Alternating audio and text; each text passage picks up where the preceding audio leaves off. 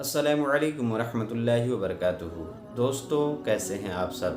उम्मीद करता हूं कि आप सब खैरियत से होंगे। एक सवाल मेरे सामने एक साहब ने किया, उसी की तफसील मैं आप लोगों को बताने वाला हूं। अगर आपको ये वीडियो अच्छी लगे तो लाइक और सब्सक्राइब करना ना भूलें और बेल आइकन को ज़रूर दबा दें ताकि सबसे पहले आपको इसका नोटिफिकेशन मिल जाया करे। प्यारे दोस्तों, एक साहब ने सवाल किया कि ओझड़ी खाना कैसा है। ये बहुत खूबसूरत सवाल है क्योंकि ये कुर्बानी का दिन चल रहा है और जब कुर्बानी का दिन चलता है तो लोगों के यहाँ कुर्बानियाँ होती हैं। उसकी ओझड़ी है, पचौनी है, दीगर उसके बहुत सारे अज्जा ऐसे भी हैं जिसे खाना हराम होता है। मैंने एक क्लिप भी बनाई है कि कौन कौन सी चीज़ें खाना हराम है और कौन सी चीज़ें हम खा सकते हैं, हमारे लिए हलाल है। तो प्यारे दोस्तों, उसी के मुताल्लिक़ एक साहब ने सवाल किया कि ओझड़ी खाना कैसा है। बेहतर सवाल है, ओझड़ी खाना का पूरे खाना कैसा है।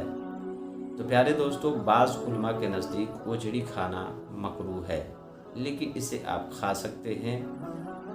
खाने के साथ साथ आपको इसका ख्याल रखना चाहिए कि उसकी सफाई और सुथराई अच्छे तरीके से कर लें। बाज़ ऐसे भी होते हैं जिन्हें ओझड़ी पसंद नहीं आती है, घिन आती है,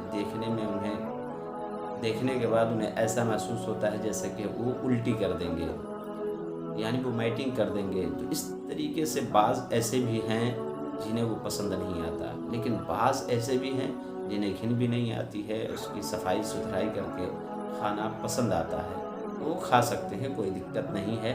लेकिन जहाँ तक सवाल है कपूरे खाने का, तो मैंने एक क्लिप बनाई है, कपूरे खाना हराम है, उसे आप बिल्कुल नहीं खा सकते हैं। तो प्यारे दोस्तों, उम्मीद करता हूँ कि आप सबको इन तमाम चीज़ों के बारे में मालूम हो चुकी होगी, आप समझ चुके होंगे। अब इस नाचीज़ को इजाज़त दें और दुआओं में याद रखें। इंशाअल्लाह फिर मिलेंगे एक दूसरी क्लिप के साथ। अस्सलामु अलैकुम वरहमतुल्लाहि वबरकातुहू।